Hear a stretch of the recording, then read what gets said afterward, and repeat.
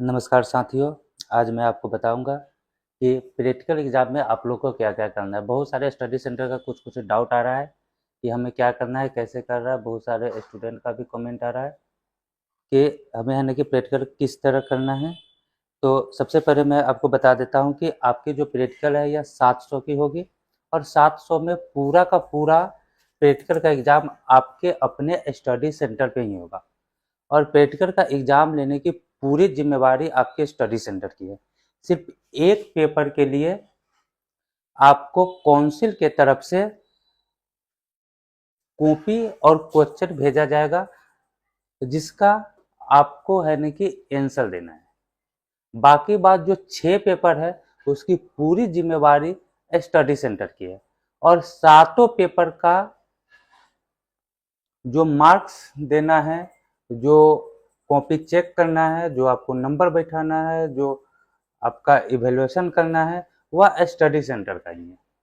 सिर्फ 8 पेपर जो आपका थ्योरी एग्जाम जो आपका 21 तारीख से शुरू होगा, उसके लिए पहले आपको शुभकामनाएं। लेकिन जो 8 तारीख से जो 21 तारीख से आपको जो 8 पेपर का एग्जाम होगा, उसकी जो कॉपी है वह काउंसिल के द्वारा चेक करा करके काउंसिल के द्वारा आपको मार्क्स दिया जाएगा। लेकिन 7 पेपर का मार्क्स आपको डायरेक्ट स्टडी सेंटर के द्वारा ही दिया जाएगा। इसके लिए स्टडी सेंटर को जरूरी सामग्री भेजी जा चुकी है और जिनको नहीं भेजी गई है उनको भेज दी जाएगी। वीडियो बनाने का पर्पस यही है कि आप लोग को कोई प्रॉब्लम ना हो कि किस पेपर में क्या करना है प्रैक्टिकल के लिए। तो अब मैं आपको पेपर वाइज पेपर बताता हूँ कि किस पेपर में क्या करना है। जैसे कि paper number 1, lesson plan and teaching. Lesson plan and teaching जो आपको स्टडी मटेरियल मिला है, उसके सबसे लास्ट में आपको कुछ लेसन प्लान एंड टीचिंग दिया गया है। आप एक बढ़िया सा रजिस्टर लीजिए या फिर है ना कि प्रैक्टिकल कॉपी लीजिए और कम से कम 3-4 लेसन प्लानिंग उसमें से अच्छे से बना करके और है ना कि स्टडी सेंटर, यह सारे कुछ आपको स्टडी सेंटर को जमा करने हैं।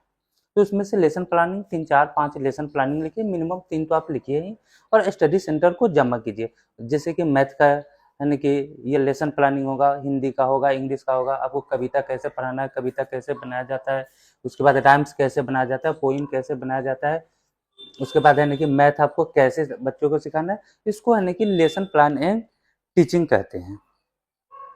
उसके बाद आपका है ना कि दूसरा पेपर होता है आर्ट एंड क्राफ्ट का।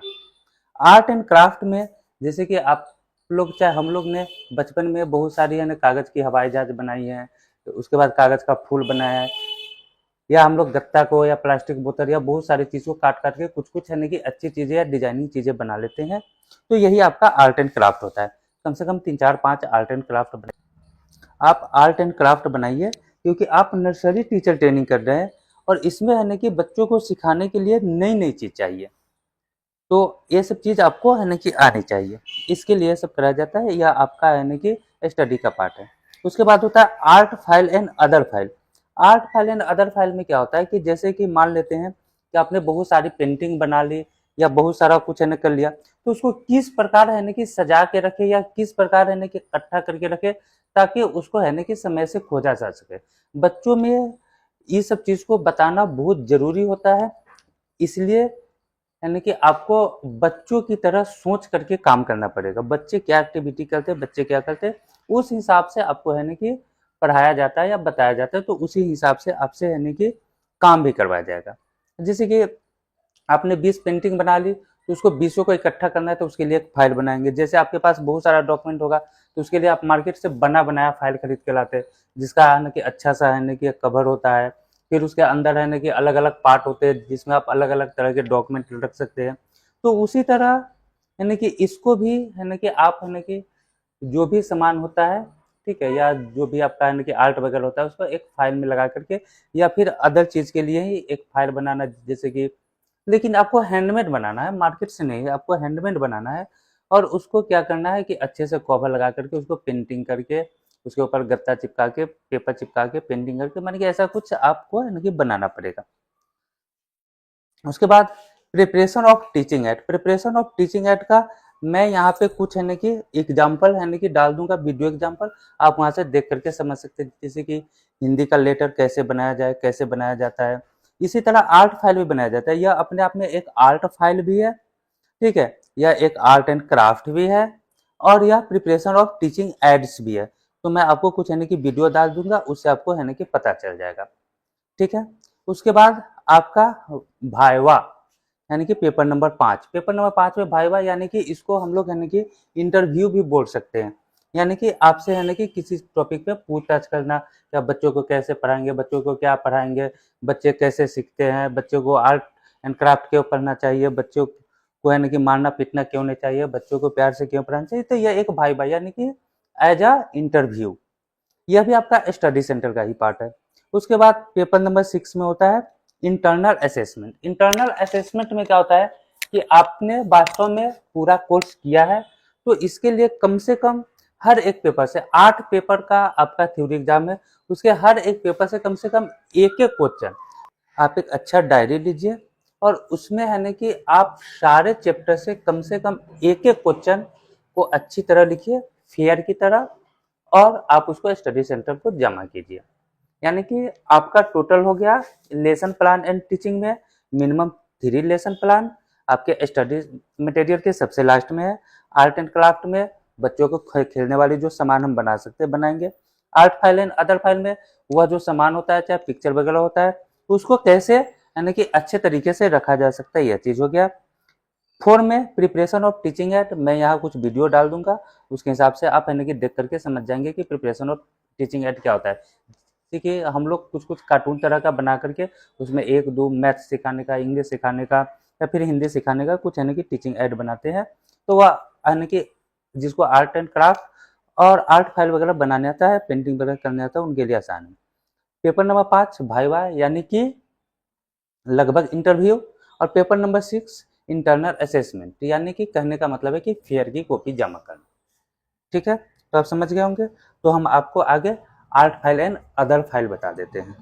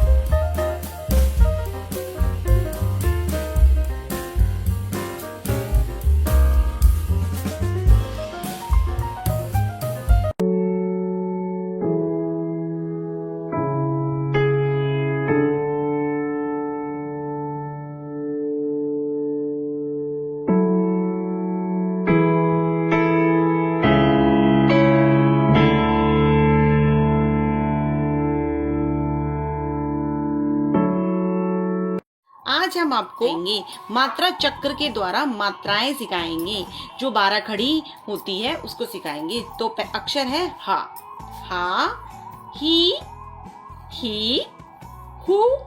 हु, ह्र, हे, है, हो, हौ, हं, हा।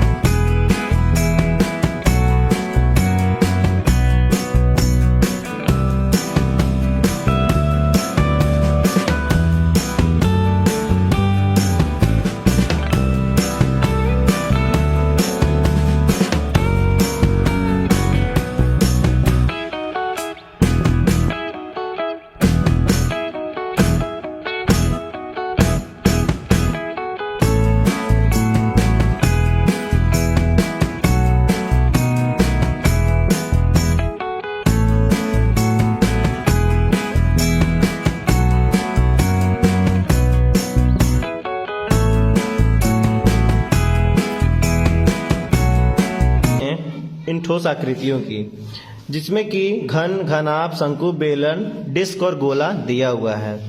आप देख सकते हैं कि इससे विभिन्न प्रकार की आकृतियों का भी निर्माण किया जा सकता है तथा इसके अलावा बच्चे अन्य ठोस वस्तुओं की भी खोजबीन कर सकते हैं और बता सकते हैं कि उनका आकार बेलन के आकार का है या फिर गोले का आकार का है, घन के आकार का है या घनाभ के आकार का है। दूसरे किट की बात करते हैं। दूसरे किट का नाम है टाइल्स, जिसमें वर्ग, वृत्त, त्रिभुज, चतुर्भुज, षटभुज इत्यादि दिया हुआ है और ये बहुत ही कलरफुल हैं। इसमें हम बच्चों से विभिन्न प्रकार के पैटर्न भी बनवा सकते हैं, जैसे ये देखिए, और बच्चों को अलग अलग बता सकते हैं कि ये त्रिभुज है, ये वृत्त है, ये वर्ग है। इस प्रकार से हम लोग बच्चों को बताएंगे। अब बात करते हैं हम संख्या कार्ड की, जिसमें रंग बिरंगे 1 से 50 तक के संख्या कार्ड दिए हुए हैं। इसकी सहायता से हम बच्चों को अरेंज करने के लिए बोल सकते हैं कि 1 से 50 तक की संख्या अरेंज करो, जिससे बच्चों में 1 से 50 तक की संख्या खोजबीन के माध्यम से सीखने का मौका मिलेगा। साथ ही साथ कुछ पासे दिए हुए हैं, जिसके सहायता से हम जोड़ या घटाव भी करा सकते हैं। जैसे 7 - 2, तो हम संख्या काट लेंगे 7 -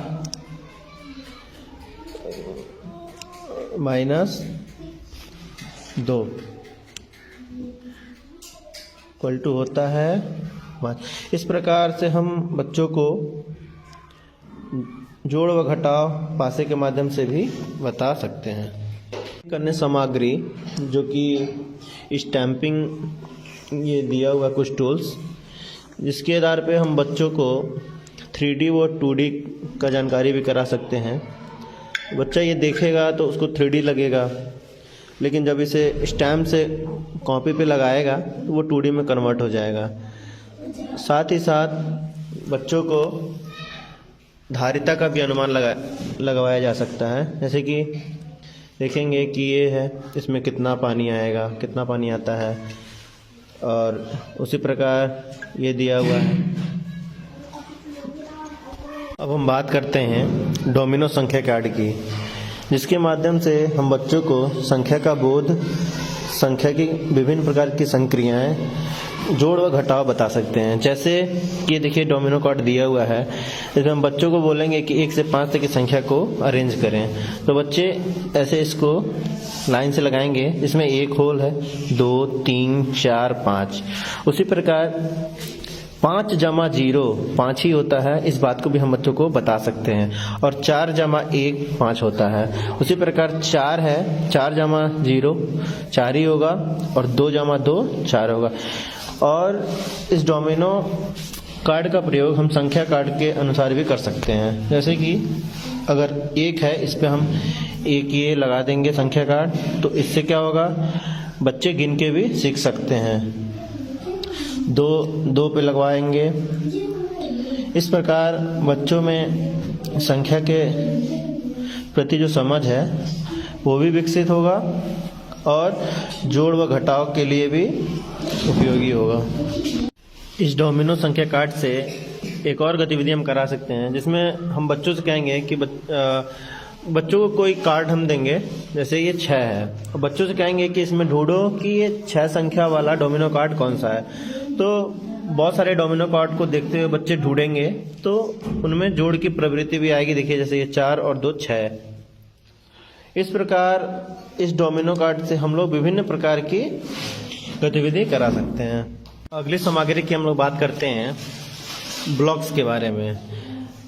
ये ब्लॉक्स होते हैं जिसके आधार पर हम लोग बच्चों से विभिन्न प्रकार की आकृति का निर्माण कर सकते हैं तथा पैटर्न के बारे में बता सकते हैं। जैसे देखिए इसमें 2 हरा 1 गुलाबी, 2 हरा 1 गुलाबी, फिर 2 हरा। इस प्रकार बच्चों से पैटर्न भी बनवाया जा सकता है तथा इसके माध्यम से छांटना, गिनना, संख्या बोध, समूहीकरण, जोड़ घटाव का भी ज्ञान कराया जा सकता है। एक अन्य सामग्री की बात करते हैं स्थानीय मान कार्ड। ये बहुत ही अच्छा है। इसके माध्यम से हम बच्चों को बता सकते हैं स्थानीय मान के बारे में। जैसे कि देखिए 222 लिखा हुआ है, तो हम बच्चों को बताएंगे ये इकाई है, ये दहाई और ये सैकड़ा है। इसके माध्यम से बच्चे जानेंगे कि जो इकाई पे रहने वाला 2 है वो 2 ही होता है, दहाई पे रहने वाला जो 2 है वो 20 और जो सैकड़े पे 2 है वो 200। अर्थात 200 और 20 और 2 को जोड़कर ही 222 बनाया जा सकता है। और स्थानीय मान कार्ड की सहायता से हम पैटर्न भी बना सकते हैं, जैसे देखिए 100, 200, 300, 400, 500। इस प्रकार हम बच्चों को इस कार्ड की सहायता से संख्या के बारे में भी तथा स्थानीय मान के बारे में भी बता सकते हैं। खेल मुद्राओं की इसके सहायता से हम बच्चों को 100 रुपये तक की मुद्रा का ज्ञान करा सकते हैं और जोड़ और घटाव भी करा सकते हैं। जैसे देखिए 10 रुपये का नोट है, 20, 50 और 100। बच्चों पे हम बांट भी सकते हैं। और ये देखिए कुछ सिक्के रखे हुए हैं, इससे हम जोड़ व घटाने का भी ज्ञान करा सकते हैं। जैसे ये देखिए 1 रुपये का सिक्का है, तो 10 और 1 मिलके 11 हो जाता है। इस प्रकार हम बच्चों को बताएंगे तथा खेल खेल में गणित को और रोचक बनाएंगे।